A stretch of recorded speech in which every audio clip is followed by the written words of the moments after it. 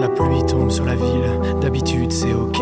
Toute cette eau est bien utile pour arroser le potager. Mais aujourd'hui, posée en haut du pont qui enjambe le boulevard, des jours qu'elle n'a plus de repos, ses nuits sont emplies de cauchemars. Elle saute dans le vide, tout finira dans de courts instants.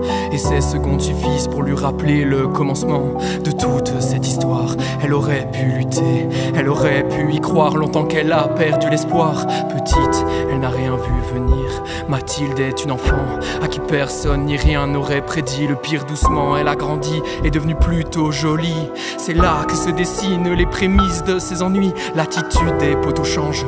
Avant ils jouaient ensemble, maintenant il la toise gourmand. Tous ses regards vont sous ses vêtements. Il faut dire qu'elle a la chance de ressembler à ces mannequins. Alors dans le métro, elle rencontre des mains. Adolescence plutôt ordinaire, ponctuée de remarques cinglantes. Ce prof de maths se vénère, votre beauté ne vous rend pas brillante. L'anniversaire de Théo, quel plaisir de revoir ses amis. Avec Martin elle boit jusqu'à ce qu'il la porte dans son lit. Ni malveillance préméditée, ni violence, mais c'est un viol pourtant. Absence totale de consentement, plutôt que de leur poser des problèmes mathématiques, d'écrire aux enfants les comportements problématiques. Il faut dire que ça arrive, Mathilde s'en remet bien. Avec Martin ils en reparlent, ils resteront copains. Pour elle la vie se poursuit, elle rencontre Gaston. Quand elle voit ses yeux briller, il est si beau garçon. Une autre histoire fugace, et pourtant tellement intense. De jeunes trop peu loquaces qui s'attirent dans la souffrance. Gaston aime se réconcilier la nuit sur l'oreiller. Mathilde préfère qu'ils prennent le temps pour en parler.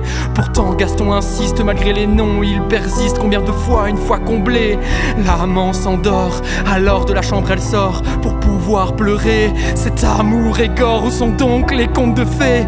Mathilde se dit qu'elle est forte et indépendante. Elle veut se le prouver, mais fin à la démence. Gaston ne le voit pas de cet œil, ressasse blessé dans son ego, dans son orgueil. Il la suit dans la rue, devant sa maison hurle, passe de l'amour à la haine, s'annonce donc les problèmes. Mathilde bouleversée ne sait plus vers qui se tourner. Sous le charme, tous ses amis trouvent l'homme en question si gentil.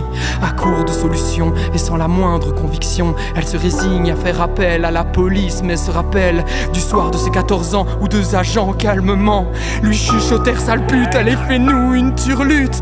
Devant le commissariat, elle en frissonne encore. Comment un uniforme peut changer l'homme en ogre? Elle expire, passe la porte, se remémore la nuit passée où l'homme qu'elle a aimé dans un coin sombre l'a bloqué. La peur ressentie ce soir-là la pousse à passer le pas. Elle demande néanmoins une policière, une femme quoi? Elle s'assied dans le bureau, enlève son manteau. La première question posée: comment étiez-vous habillé? Mathilde connaît la suite, série de plaintes sans suite, sans preuve tangible, le crime reste invisible. Sorti du poulailler, à peine 20 mètres marchés, un homme la trentaine lui demande son tel sans gêne: mais pour qui se prend-il ce con? L'homme en question est père d'une petite fille et d'un petit garçon.